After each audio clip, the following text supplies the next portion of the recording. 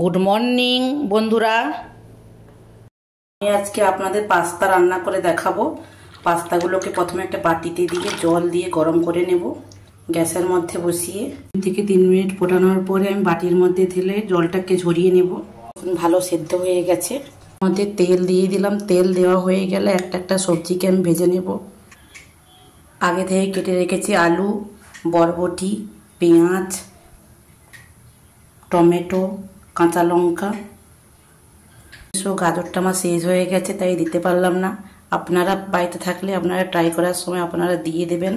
প্রথমে একটা ডিম ভেজে নেব। একটা থালার মধ্যে আগে থেকে তুলে রাখলাম। তেল দিয়ে জিরে দিয়ে দিলাম, কুচি করে রাখা পেঁয়াজ দিয়ে দিলাম। পেঁয়াজ ভাজা ভাজা হয়ে এলে টমেটো দিয়ে দেব।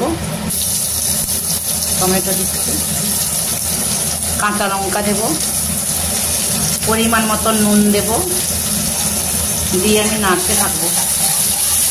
বরবটিগুলো দিয়ে দেবো, তার উপরে আলু দিয়ে ভালো করে নাড়তে থাকবো। ঢাকনা দিয়ে দেবো। এবারে হলুদ, লঙ্কা গুঁড়ো, জিরে গুঁড়ো দেবো। সবজিগুলো সেদ্ধ হয়ে এসছে, তার উপরে আমি সেদ্ধ করা পাস্তাগুলো দিয়ে দেবো। দিয়ে আমি ভালো করে নাড়তে থাকবো। কিছু আমার সেদ্ধ হয়ে গেছে। এর উপরে আমি শসা দিয়ে দেবো। শসা দিয়ে ভালো করে নাড়তে থাকবো। মধ্যে নামিয়ে রাখবেন। এর উপরে ডিমগুলো আমি ছড়িয়ে দেব। দেখুন, পরে আমি সস দিয়ে দেব।